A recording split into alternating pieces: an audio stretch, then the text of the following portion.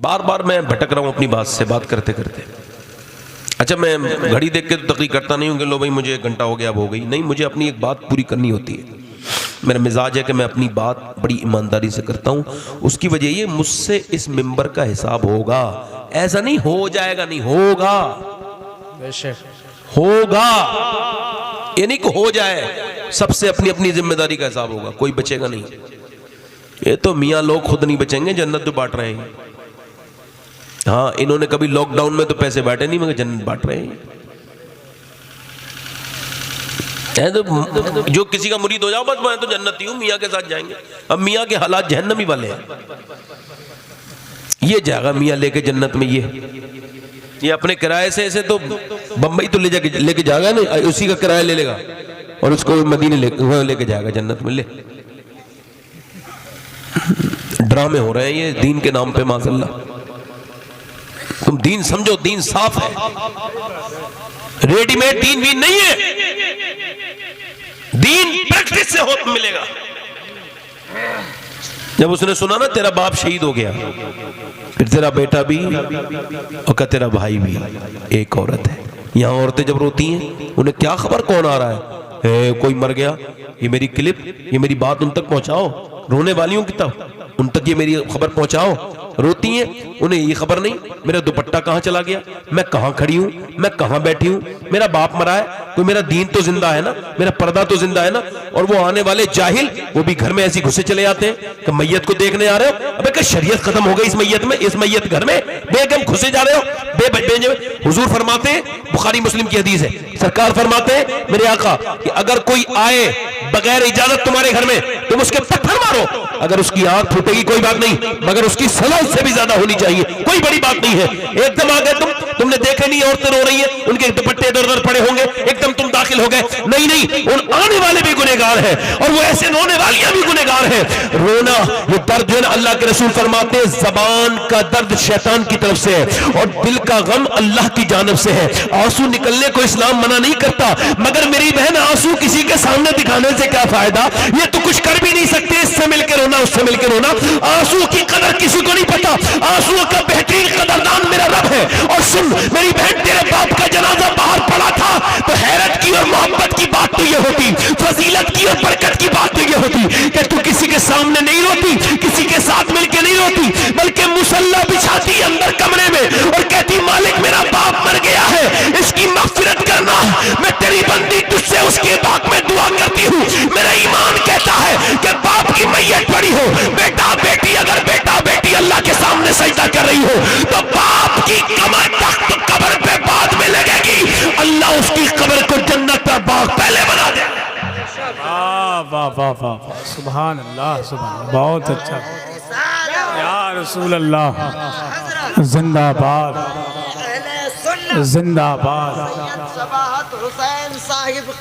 जिंदाबाद, अल्लाह या रसूल अल्लाह। मेरी बहन समझ, मेरे भाई समझ, आंसुओं का कदरदान बेहतरीन रब है जी, सबसे बेहतरीन कदरदान है। इधर देखो कौन है रब, आंसुओं की कदर करने वाला, जज्बात की कदर करने वाला, परवरदिगार, माँ बाप से ज्यादा मोहब्बत करने वाला परवरदिगार। अब सुनो, उसके पीछे औरतें चली, कहीं ऐसा तो नहीं ये बाप को देखने जा रही है, किसी ने कहा नहीं बाप को पहले नहीं देखेगी, सिसकती हुई चली है। अच्छा, जिसके दिल पे 3 मौतों का गम हो, वो कितने दर्द में होगी। 3 शहादतें एक ही घर से हुई हैं, निकल के औरतें कह रही हैं बाप के जनाजे चिपटेगी नहीं, बेटे के जनाजे चिपटेगी नहीं, अपने भाई के जनाजे पे जाएगी नहीं, न इधर गई न उधर गई। वो उधर गई जिधर नबी थे, आमना के लाल थे, हुजूर की ऊँटनी के जाके नीचे खड़ी हो गई। सरकार ने उसकी तरफ देखा, फरमाया अल्लाह तुझे सब्र दे, तेरा बाप, तेरा भाई, तेरा बेटा सब शहीद हो गए, अल्लाह तुझे सब्र दे। वो रोने लगी, नीचे को नजरें करे करे बोली या रसूल अल्लाह, मैं आपको देखने आई थी, आप सलामत हैं तो मेरा सब कुछ सलामत है या रसूल अल्लाह, आप सलामत हैं। मेरे नबी की आंखों में आंसू आ गए। औरत फिर चली और जाके कहाँ पहुंची, मेरी बहनें सुने, मेरी बेटियां सुने, बाप का जनाजा, भाई का जनाजा, बेटे का जनाजा पर्दे में रो रही है, देख रही है, दूर से रो रही है। किसी ने कहा, ओ खातून, ओ सिहाबिया, ये बता बाप भाई सब शहीद हो गए, तेरे पर्दा अभी तक वैसा का वैसा है। कहने लगी, मेरे बाप को मौत आई है, मेरा पर्दा सलामत है, मेरा भाई शहीद हुआ है, मेरा पर्दा। आज इसकी तो कहीं मिसाल नहीं मिलती। मैं इन बेहुदा औरतों को कैसे समझाऊं, बेगैरत औरतों को कैसे बताऊं अपनी बेटियों को, जिन्होंने अपने जिस्मों पे टाइट लिबास पहन रखे हैं, मगर फिर भी एक मिसाल तो मिलती है। आज गैर मुस्लिम कहते हैं हमने इतनी लड़कियां इस्लाम से छीन ली। इस्लाम जिसने समझा ही नहीं था, उसे छीनना कौन सी बड़ी बात। वरना जिन्होंने इस्लाम समझा ना, उनकी बात बताऊं आपको। अल्लाह का शुक्र है ये सिहाबी ऐसी है, इसके ईमान का असर फलस्तीन की लड़कियों पर कैसा है आपको पता है। 15,000 बच्चे शहीद हुए हैं, पूरे घर उजड़ गए, पूरे मोहल्ले के मोहल्ले, पूरे के पूरे शहर खत्म हो गए। लाशें लेके आ रही हैं माएँ, तो किसी का हाथ मिला है खाली, किसी के पाँव मिले हैं खाली, मगर वो क्या कह रही हैं, अल्लाह का शुक्र है मैं सैयद हूँ।